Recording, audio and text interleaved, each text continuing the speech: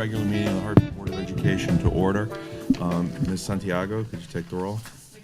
Here. Tiffany Glanville. Here. Craig Stallings. Here. Julio Flores. Here. Karen Taylor. Here. Michael Brescia. Robert Cotto Jr. We have quorum. Thank you.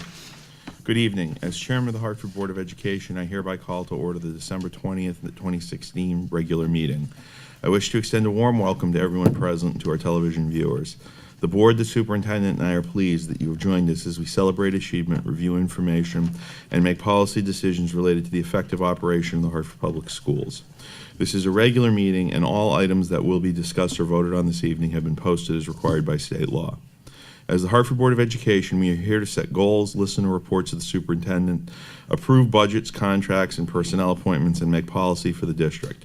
We are not here to make management decisions or to solve the problems of individuals. Management is the responsibility of the superintendent. The monthly meetings of the board are open to the public. They are the time when the board conducts its business of governing the school system in a public arena. The regular meetings are not meetings with the public. Therefore, comments from the audience will be confined to the time designated for the board to address the board. Decorum and courtesy are important elements in effective public meetings. Please silence your cell phones or communication devices and refrain from talking while others are speaking. Since it is legally mandated that proceedings be accurately recorded, I may have to ask for order periodically should noise begin to interfere with our recording capabilities. I am pleased that you've taken the time this evening to join us.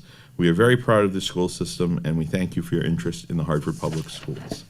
We'll move on to public comment. There are 3 minutes per speaker. At 2 minutes, Ms. Santiago will hit the bell, and you'll have a minute left to wrap up your comments. So with that, Andrea Johnson.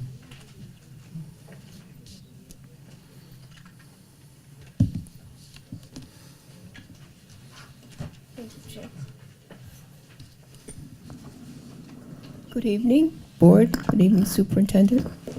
We are sitting here tonight. Jay Gutierrez is the second vice president. Joshua Hall is the first vice president, but he's not here because his wife's had to work late. He's with the children. We want to formally introduce ourselves to you, superintendent, and the rest of the board who we may not know. I also want to tell you that we'll be having a meeting in January with you by union contract. We meet once a month with the superintendent. And you will get that information, I'm sure, through your secretary. I want to thank you because I brought to Mr. Waring's attention, the fact that the calendar looked like there was a mistake on it for Thanksgiving. And I want to thank you for being so quick to say it was a mistake. So thank you very much, and we wish you well. Thank you. Thank you. Michael Downs.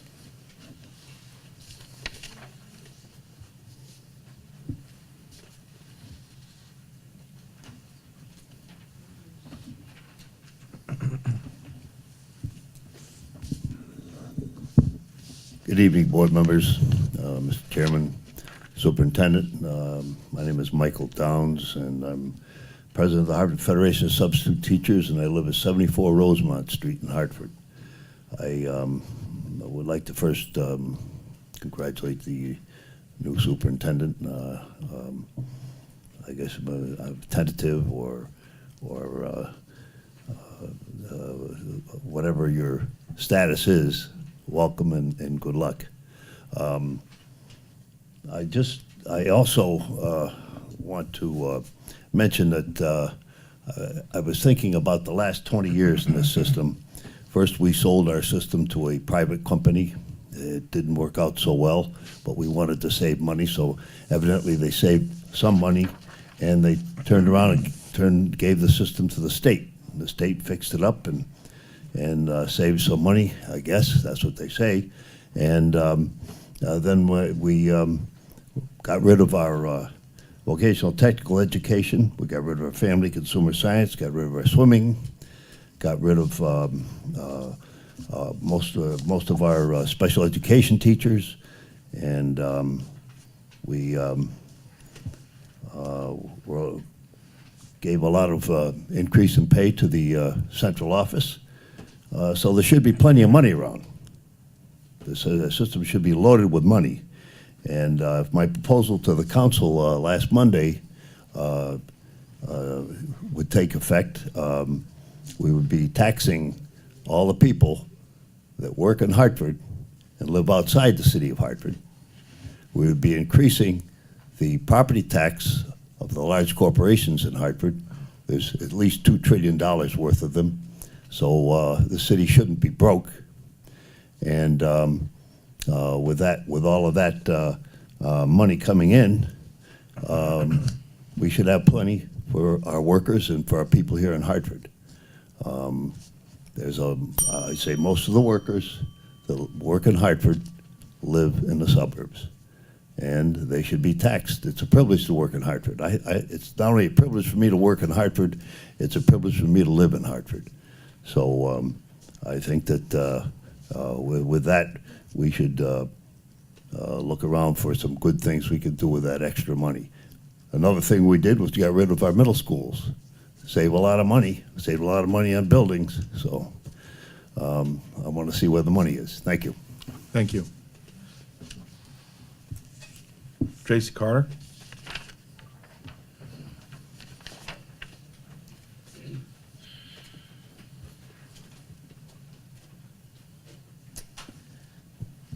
Good evening, board members.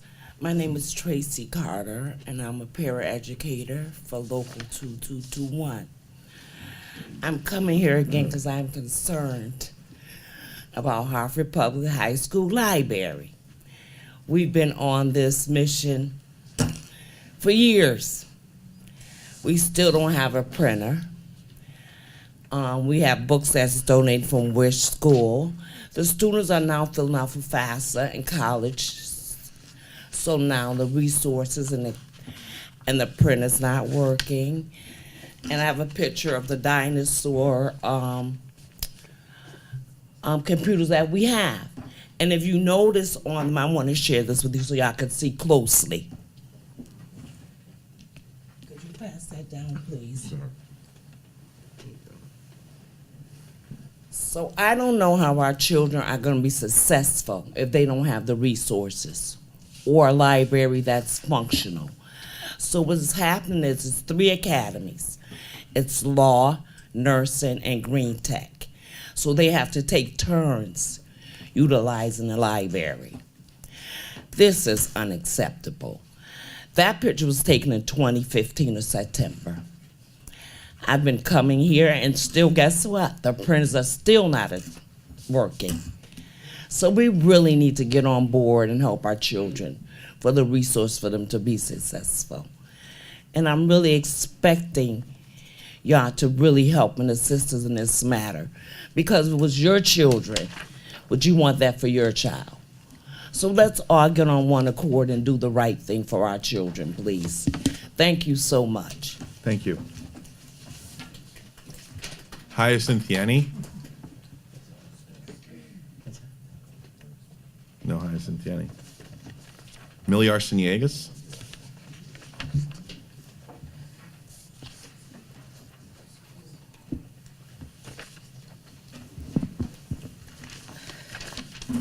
Good evening, Superintendent Torres and honorable board members. Just want to congratulate Dr. Torres in her new role as superintendent. I wish you well in your new role. And today, I come today disheartened but hopeful. On behalf of HPU, our condolences go out to Ms. Hyacinth Yenny and family. Please accept our heartfelt sympathies on the loss of your loved one. As I reflect over the past couple of years, there are 2 words that I consistently hear from the parents in regards to the state of our district schools. Those words are safety and trust. Through this board governance, we have dealt with serious safety issues. In August of 2015, we dealt with the PCB issue at Clark Elementary. Parents were not notified in a timely manner as to the reasoning of the closing of the school, only to find a cardboard sign on the fence labeled closed before any notice went out to them. Children were left at home with their parents without any continuum of education. They were also separated into 3 schools, leaving families scrambling on how to coordinate childcare and pick up and drop off, leaving families feeling insecure and unsafe of returning their children to school. Families were then told in February of 2016 that Clark will be torn down and rebuilt. It hasn't been rebuilt, and it won't be rebuilt. So you could just see this trust is not going in the direction that we need it to go. Sticker labeling of our children at San Elementary in November of 2015. Parents were once again not notified in a timely manner in regards to the sticker incident, leaving the parents feeling that their children's rights were being violated and had no value. Former Hartford school officials sent sexually explicit text messages to a minor. That was in March of 2016. Attempts to report incidents were made to administrative staff and a board member, only to be missed and leaving parents once again feeling that their children were not safe. Which brings us to the 4-year-old who managed to leave Milner School, and no one knew until they seen it on the news media, and the mother was not even spoken to until 2 days later. And if that's not enough, we still have to face the 21 failing schools.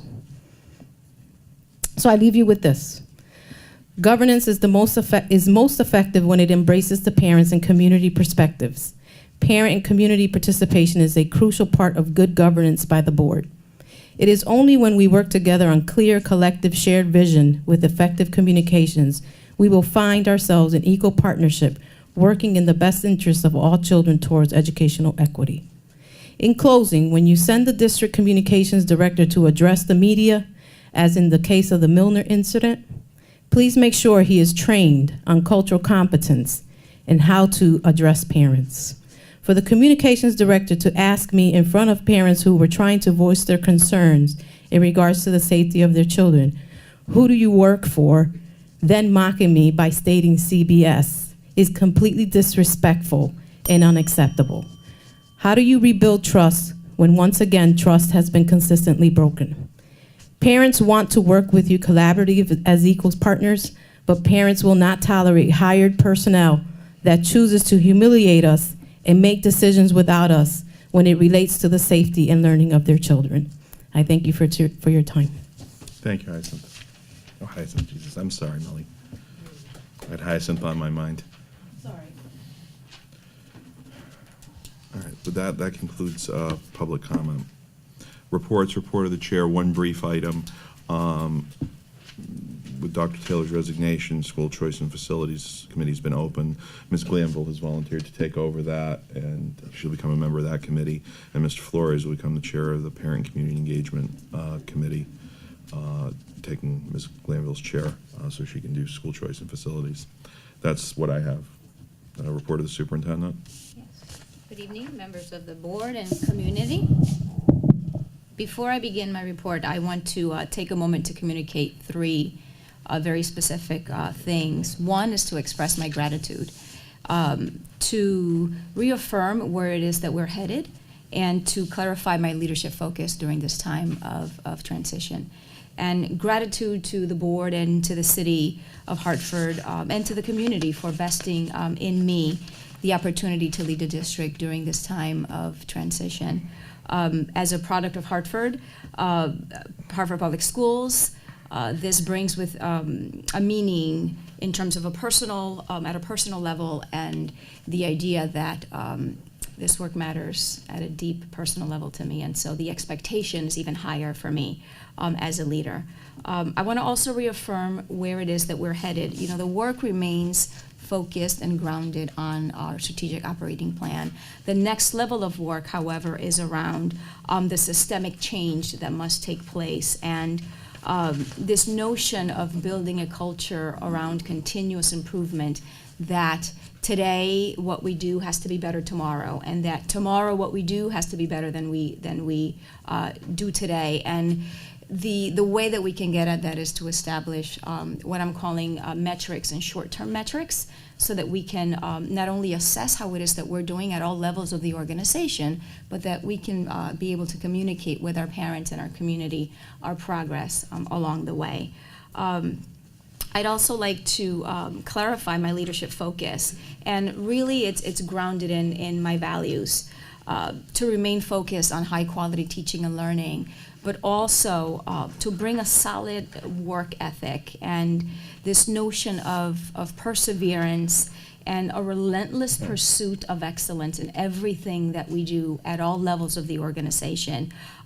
Attention to detail and a strong desire to not only empower, but to cultivate teams and communities toward our collective success, to the collective success of our students. I will certainly continue to lead by example, and I expect a high standard of excellence in practice from all of us. And lastly, we'll have to analyze our fiscal conditions and our budgeting processes so that we have to have the hard and tough conversations around what it is that we prioritize. And those are hard conversations that are coming, they're just right around the corner. And so I'm going to engage everyone in those conversations. So I pledge to be a full partner in all aspects of the work. However, my ask to all of you, myself included, is to do the work with courage and with a collective belief, not only in ourselves, but in our organization, and a belief in our school system, so that ultimately, right, our students have the belief for themselves. I want to now transition into some other updates. I'll first begin by addressing the community and the board around the issue that happened, the incident on November 29th that took place at Milner, where a pre-K student did leave the building without supervision and walked home.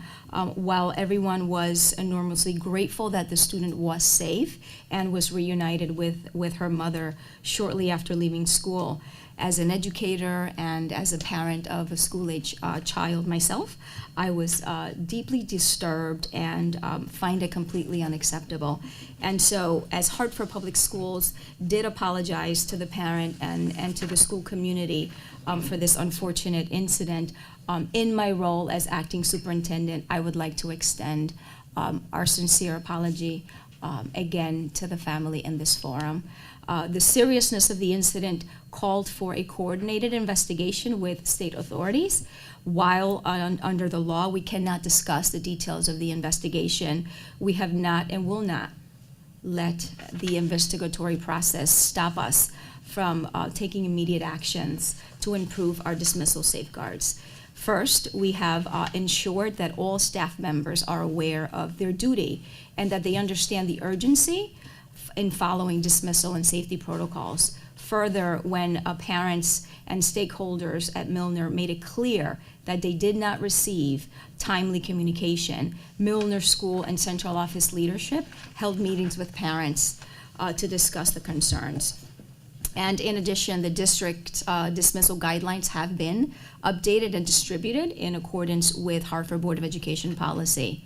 I have also asked the assistant superintendents to review the guidelines and each of the school's procedures with each school principal. Milner's dismissal protocol has been reviewed and translated into Spanish, and dismissal expectations have been thoroughly discussed with the school community.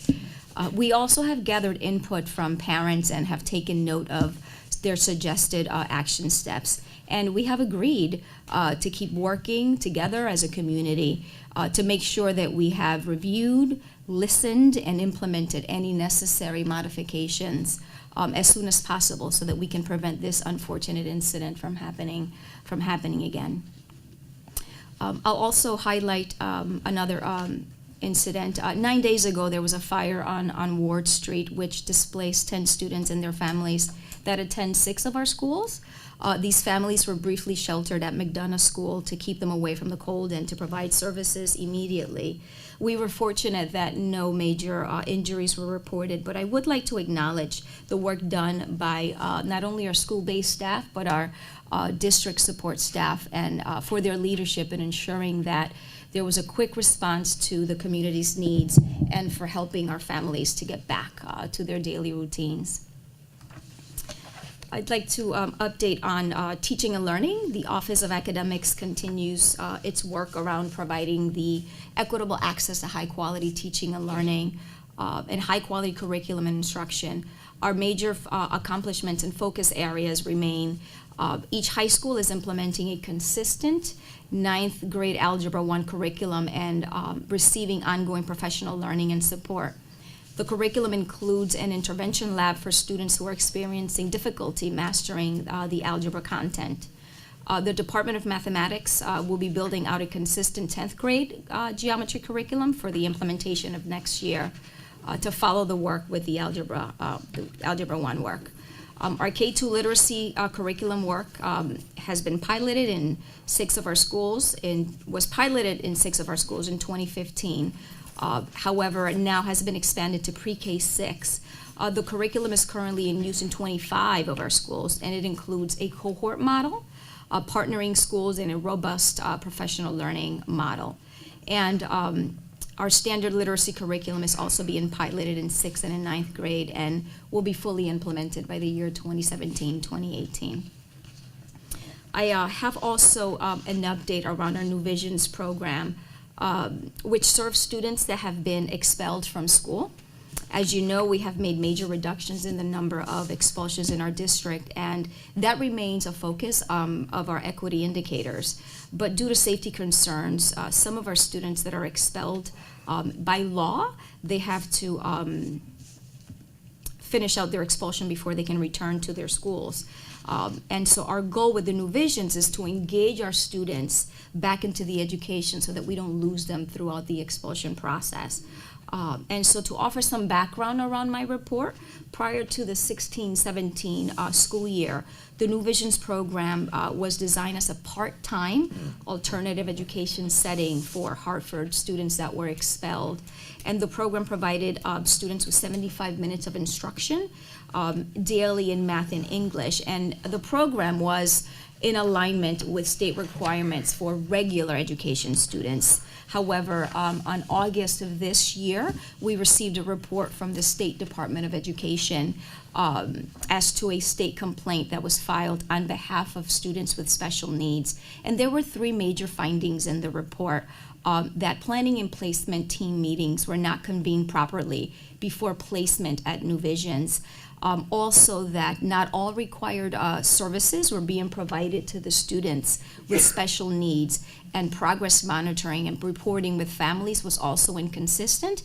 And a third finding that the New Visions program really didn't have the capacity to provide the instruction in core academic subjects other than in English and in math. And so today I wanted just to summarize for you the changes that have been made thus far. The district has not placed any students with individualized education plans in New Visions during this current year. Also, the district has worked to ensure that all students who do require special education services who are being considered for expulsion are placed through the planning and placement team process.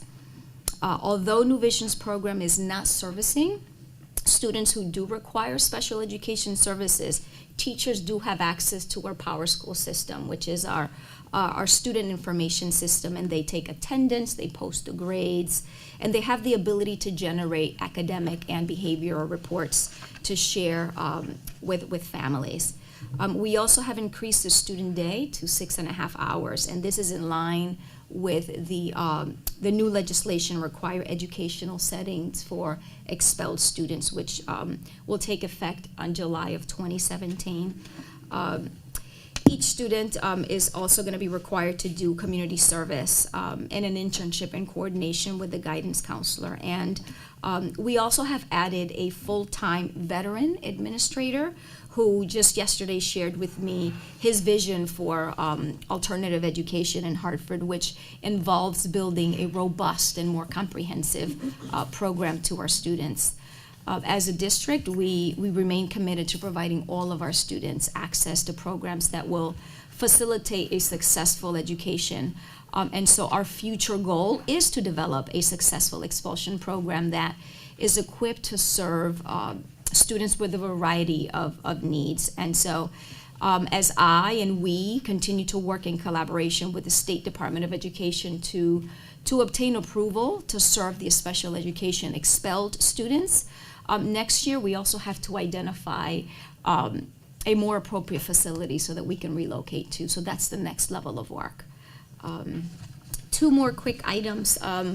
Just want to acknowledge that yesterday the U.S. Secretary of Education John King, was at Central Connecticut State University, and the U.S. Department of Ed and the Connecticut State Department of Ed have a partnership that aims to improve efforts to enhance equitable access to high-quality educators, excellent educators. And Hartford Public Schools is one of 8 districts in the Connecticut Equity Plan, which focuses on ensuring that students have access to students in high poverty and high minority schools have access to excellent educators. And so I want to shout out our Buckley teacher, Justin Taylor, and student Clay Clark, who both had the opportunity to provide the welcoming remarks for Secretary King. And our student was a great ambassador of Hartford Public Schools. A plug to honoring Roberto Clemente. This is an invitation to Sports and Medical Science Academy on December 31st at 11 a.m. To honor the life of Roberto Clemente. The students at SMSA have worked on their capstone projects featuring the life of Clemente, and who's one of the greatest players in history of Major League Baseball. And so he was a proven humanitarian who died in December 31st, trying to transport aid for earthquake victims in Nicaragua.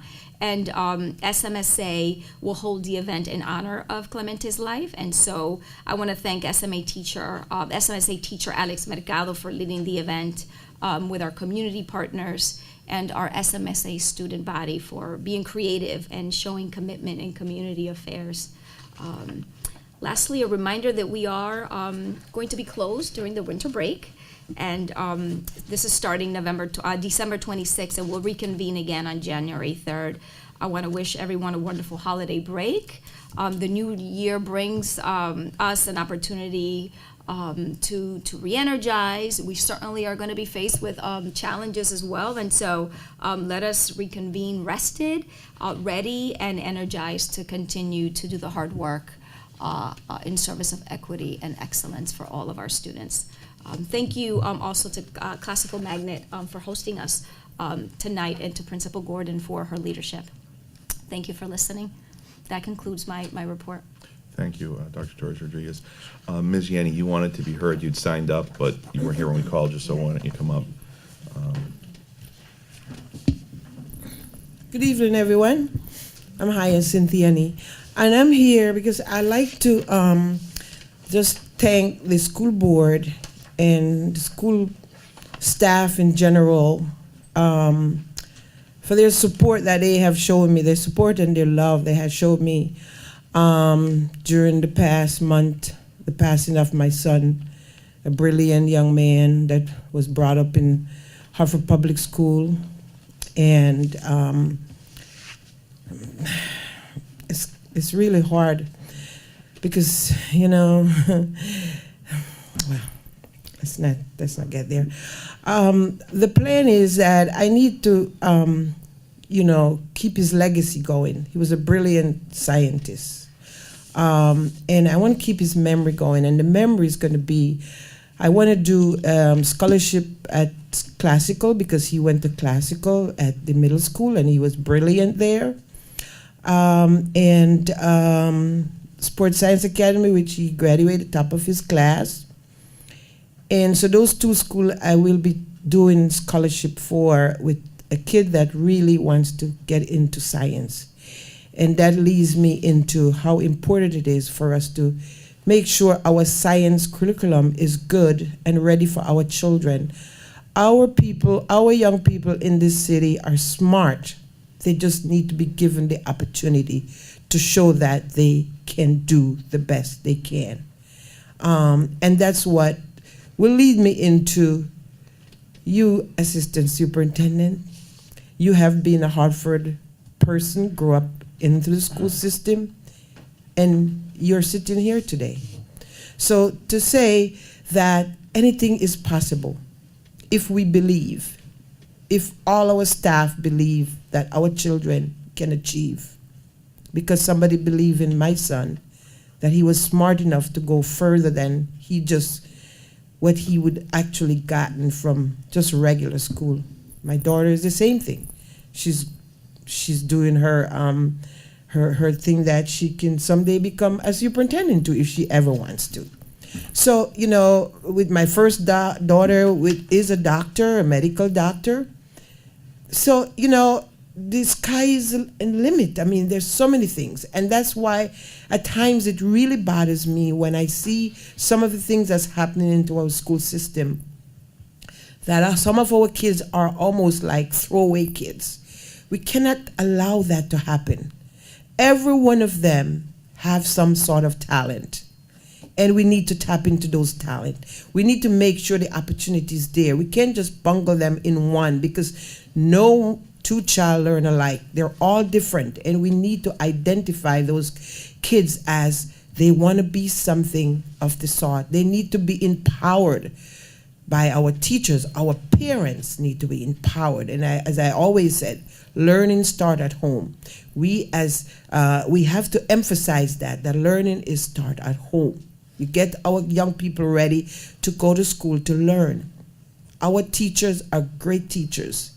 They need help in a lot of ways, okay? They need support from the top.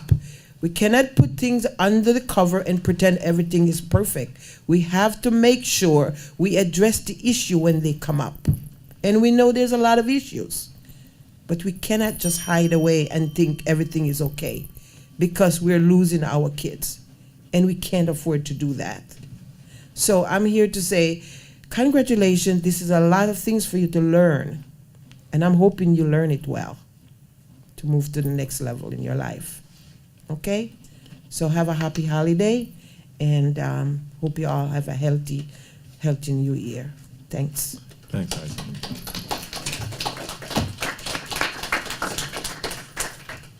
Okay, committee reports, parent community engagement. Ms. Blandville. Thanks. Thank you. On the most recent incident that Dr. Torres-Rodriguez referenced about Milner, I just wanted to add and acknowledge as a parent that these are our babies and we entrust them into the care of our schools, and I just don't want to understate that the anxiety our families feel when things like this happen is real and lasting. So more broadly, and in part related to the work of the Family and Community Engagement Committee, the incident also made me think about some of the resources our neighborhood schools desperately need, but currently don't have enough of, resources that I think help foster environments to better safeguard against these kinds of incidents and other things.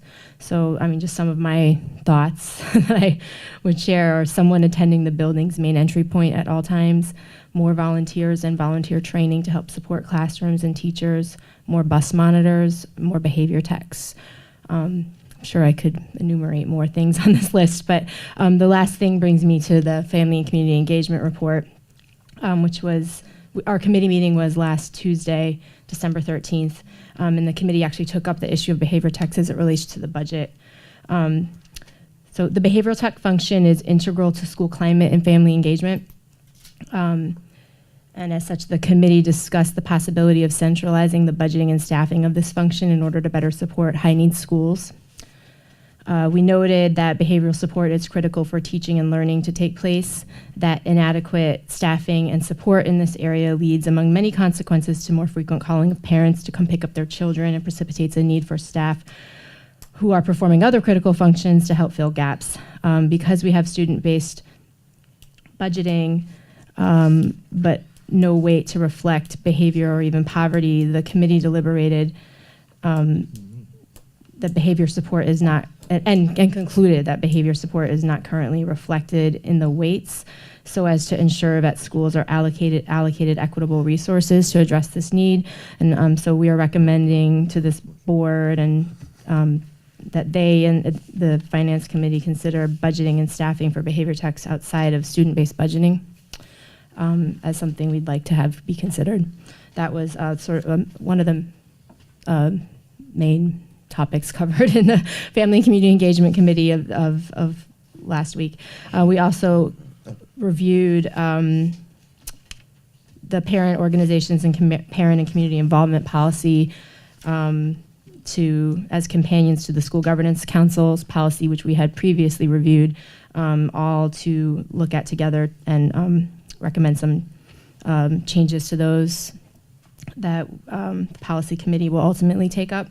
And then lastly, we discussed that the committee is working, the staffing the committee have formed teams that have been going out to individual schools to work with their school governance councils and support staff at the school around their needs and their strengths, needs, weaknesses, and they will complete the team visits by January, and then we'll have some reporting back on, what we learned from that and strategic thinking to how to better support that going forward. And I will be helping to transition all of these matters to Mr. Flores, who's going to take up the chairmanship of the committee now.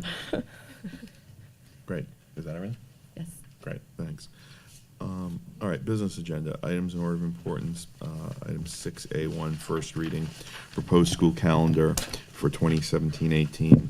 The recommended action, there is no action. The Hartford Board of Education accepts the first reading of the proposed 2017-18 school calendar. I'd note, though, as Ms. Johnson said during public comment, currently on the 22nd of November, it's listed as an early release day for students. I think that it's supposed to be a half day for everybody, but we'll get that straightened out before this comes back for the final adoption next month. And that's that on that. So item B, executive session. Is there a motion to go into executive session to discuss item B2? So moved. It's been moved. The chair will second it. All in favor of going into executive session signify by saying aye. Aye. Aye. Are there any against? Going to executive session, we'll take Dr. Torres Rodriguez. We'll take Ms. Cutler Hodgman, Ms. Wild. And do we need anybody else?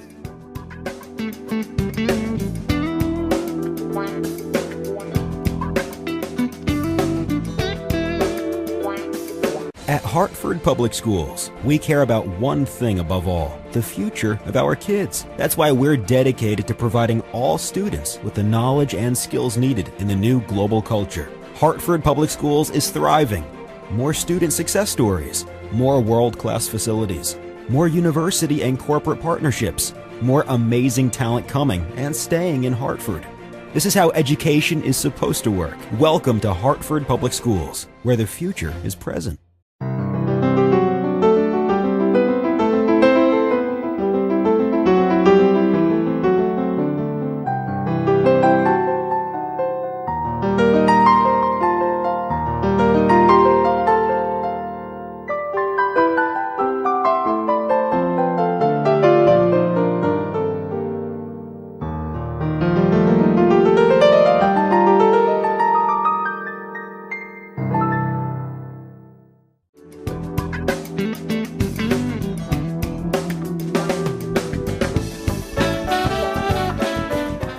Is there a motion to come back out of executive session? So moved. It's been moved. I'll second it. All in favor signify by saying aye. Aye. Any against or out of executive session? The chair will move the adoption of item 6B2, approval of proposed collective bargaining agreement, Hartford Educational Support Personnel, Local 82, AFSA, FLCIO.